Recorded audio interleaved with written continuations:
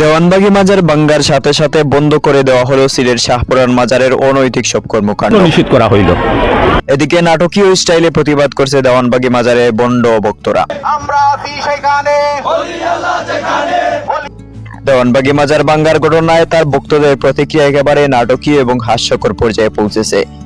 যাদের জীবনের মূল মন্ত্রই ছিল দেওয়ানবাগী সাহেবের চমৎকার আধ্যাত্মিক ক্ষমতার অন্ধবিশ্বাস, তাদের আজকের এমন নাটকীয় প্রতিবাদ আসলে এক বিরাট বিনোদন হয়ে দাঁড়িয়েছে। এদিকে মাজার ও মাজারের সংস্কৃতির সাথে বাঙালির অদ্ভুত এক সম্পর্ক রয়েছে। শত বছর ধরে ধর্মীয়, সামাজিক ও ঐতিহাসিক বিশ্বাসের জায়গায় এই মাজারগুলো অবস্থান করে আসছে। কিন্তু সময়ের সাথে সাথে কিছু মাজার হয়ে উঠেছে বিতর্কিত কর্মকাণ্ডের কেন্দ্র, যেমন দেওয়ানবাগী মাজার এবং সিলেটের বেশ কয়েকটি মাজার। দেওয়ানবাগী ভক্তদের একাংশ বলেছেন মাজার ভাঙ্গার ফলে আকাশ ভেঙে পড়বে, সূর্য মেঘে ডেকে যাবে। আর একজন বললেন মাজারের ধুলো মাটি পর্যন্ত অলৌকিক, সেই মাটি ফেলে দেওয়া মানে জাতির অমঙ্গল। কিছু ভক্ত তো এমনও দাবি করেছে মাজার ভেঙে ফেলার পরে তাদের ঘুমের মধ্যে দেওয়ানবাগী সাহেব এসে নাকি অভিযোগ করেছেন কেন তিনি আরাম করে বসে থাকতে পারছেন না। সবচেয়ে মজার বিষয় হলো এই অলৌকিক মাজারের ভক্তরা এতদিন দাবি করতেন দেওয়ানবাগী সাহেবের কাছে নাকি অসীম ক্ষমতা রয়েছে, কিন্তু মাজার ভাঙতে যেতেই সেই ক্ষমতা কোথায় গেল? মাজার রক্ষার জন্য আকাশ থেকে কোনো দেবদূত নামলো না তো? দেওয়ানবাগী সাহেবের নিজস্ব কোনো অলৌকিক তাবিজও কাজ করলো না। এই ঘটনা থেকে বোঝা যায় বিশ্বাস যখন যুক্তিহীন এবং অন্ধ হয় তখন তা কেবল হাস্যকর পরিস্থিতি তৈরি করতে পারে। উল্লেখ্য, দেওয়ানবাগীর মাজার ভাঙ্গার পেছনে বেশ কিছু সামাজিক ও ধর্মীয় কারণ রয়েছে।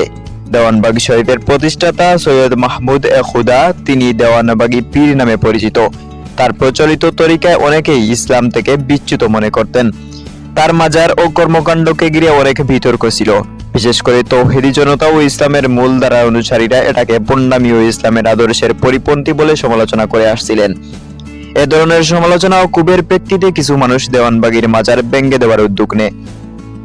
তৌহিদি জনতার মতে ইসলামে মাজার পূজা কিংবা তন্ত্র মন্ত্রের চর্চা শিরকের সাথে সাদৃশ্যপূর্ণ এবং এ ধরনের কাজ মুসলিম সমাজে বিভ্রান্তি ছড়ায়, ফলে ধর্মীয় উপপ্রন্থায় তাড়নায় এ ভাঙ্গার ঘটনাটি ঘটেছে।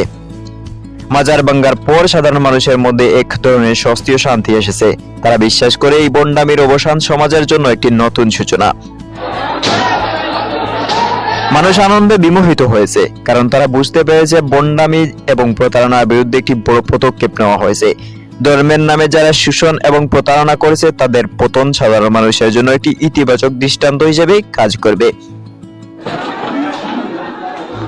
দেওয়ানবাগী মাজারের যার মধ্যে আধুনিকতার চমক থাকলেও ভক্তদের সেবা দেওয়ার নামে চলেছিল নানা বিতর্কিত কার্যকলাপ।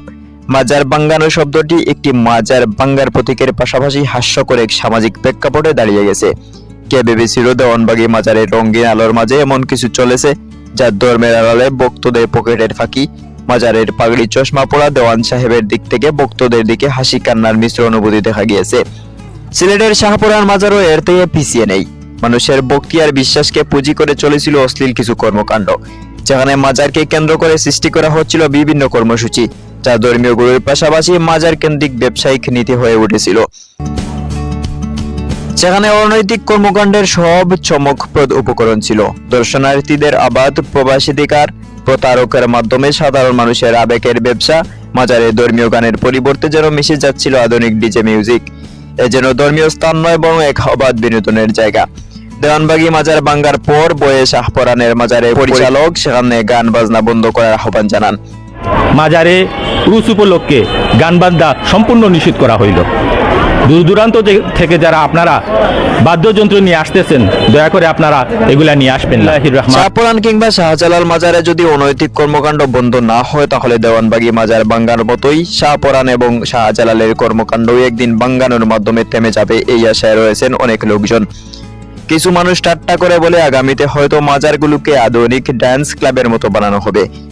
মাজার সংস্কৃতি এবং এর আধুনিক ব্যবসা মডেল এক সময় বন্ধ হবে ইনশাআল্লাহ, কিন্তু মানুষ এই হাস্যকর বিষয়গুলো থেকে শিক্ষা নেবে কিনা সেটা সময়ই বলবে।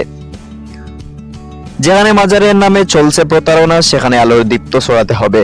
সত্যের পথে এগিয়ে নিয়ে মিথ্যা ও ভ্রান্ত ধারণার প্রাচীর ভেঙে ফেলার সময় এসেছে। আমাদের ঈমান, আমাদের দিন কোনো অন্ধবিশ্বাস বা বন্যদের দ্বারা প্রভাবিত হতে হবে না। তাই আসুন তৌহিদি জনতা সত্যের পথকে উন্মোচিত করতে প্রস্তুত হই এবং সকল ভণ্ডামির অবসান ঘটাই। Khalid Ahmed, news light.